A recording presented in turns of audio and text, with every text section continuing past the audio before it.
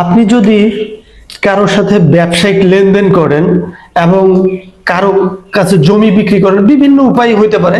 আপনি তার থেকে চেক গ্রহণ করলেন এবং সেই চেকটা ব্যাংকে নিলেন এবং ব্যাংক বললো যে এটাতে এই তহবিলে টাকা নাই, অপর্যাপ্ত তহবিল, অর্থাৎ চেক ডিসঅনার। এই ক্ষেত্রে আপনি কি করবেন? তখন থেকে ব্যাংক বললো যে চেকটা ডিসঅনার, তখন আপনি কিন্তু ওই ব্যক্তির নামে, যার থেকে চেক গ্রহণ করছেন, তার নামে কিন্তু একটা লিগ্যাল 30 দিনের মধ্যে একটা লিগ্যাল নোটিশ পাঠাই দেবেন। আপনি চেকটা পাইলেন, চেকটার একটা তামাদি মেয়াদ আছে, এই তামাদির মেয়াদটা হচ্ছে 6 মাস। 6 মাসের মধ্যে আপনার কিন্তু এই চেকটা নগদায়ন করতে হবে। ওই ব্যক্তিকে আপনি একটা লিগ্যাল নোটিশ দিয়ে দিলেন 30 দিনের মধ্যে যে চেক ডিসঅনার হয়েছে, তখন সে আপনার সাথে কোনো আপোষ মীমাংসা কিছুই করলো না।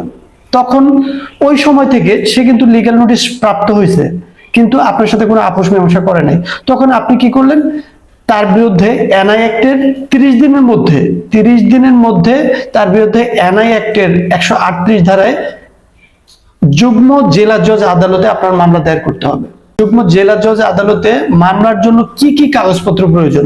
প্রথম প্রয়োজন, আপনাকে আর্জি করতে হবে এবং তারপরে হচ্ছে আপনার লিগ্যাল নোটিশের একটা ফটোকপি লাগবে। এবং আপনি যে ব্যাংকে, সোনালী ব্যাংক হোক, জনতা ব্যাংক হোক, যেই ব্যাংকের চেকটা, সেই ব্যাংকের কিন্তু যেই ব্যাংক ডিসঅনার করছে সেই ব্যাংকের প্রমাণপত্র লাগবে। এগুলার জন্য এগুলা নিয়ে আপনাকে এনআই অ্যাক্টের 138 ধারায় মামলা দায়ের করতে হবে। মামলায় কিন্তু তাকে হাজিরা দিতে হবে, অবশ্যই তাকে হাজিরা দিতে হবে। এবং হাজিরা যদি না হয়, হাজিরা যদি উনি না দেয়, তাহলে কিন্তু এই মামলায় একতরফা রায় হয়ে যাবে। যখন একতরফা রায় হবে, তখন কিন্তু উনি জেলা জজ আদালতে আপিল করা ছাড়া তার উপায় নেই, আপিল করতে হবে। আর যখনই তিনি জেলা জজ আদালতে যখন আপিল করতে যাবেন, তখন কিন্তু 50 চেকে উল্লেখিত টাকার 50% জমা দিয়ে তারপর আপিল করতে হবে। চেক ডিসঅনার মামলায় 2023 সালের যে সংশোধনী, এই সংশোধনী কিন্তু 180 দিনের মধ্যে কিন্তু মামলা নিষ্পত্তি করতে হবে। এনআই অ্যাক্টের 138 ধারার মামলার শাস্তি কি?